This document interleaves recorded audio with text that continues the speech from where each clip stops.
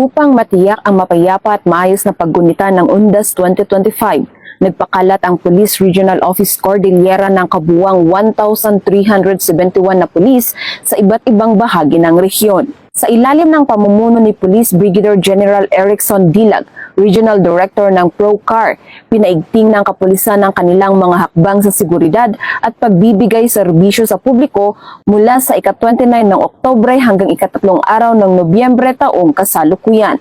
Ang mga pulis ay itinalaga sa mga sementeryo, memorial park, simbahan, terminal at iba pang mataong lugar upang magsagawa ng patrols, police visibility at magbigay ng agarang tulong sa publiko. Bilang karagdagang hakbang, mayroon ding 197 Police Assistance Desk na itinatag sa mga pangunahing lokasyon tulad ng sementeryo, bus terminal, mall at mga puok pasyalan upang magsilbing information at help center para sa mga bumibisita. Itinalaga rin ang mga kapulisan sa mga pangunahing kalsada at highway upang tumulong sa pamamahala ng trapiko at checkpoints operations, habang nakaantabay naman ang quick response teams at reactionary standby support forces para sa anumang emerhensiya. Bilang bahagi ng pinag-ibayong security plan, katuwang ng ProCAR ang 693 na tauhan mula sa Armed Forces of the Philippines, Bureau of Fire Protection, gayon din ang 800 voluntaryo mula sa iba't ibang organisasyon ng komunidad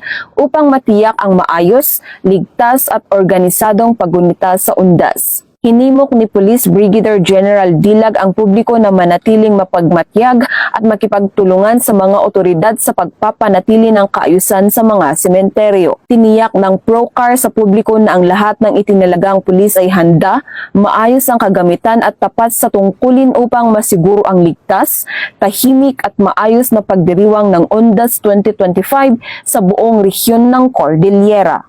Mula dito sa rehiyon ng Cordillera, ako ang iyong PNN Correspondent, Patrolwoman Jomalyn Kakanindin, alagad ng batas, tagataguyod ng Balitang Pulis.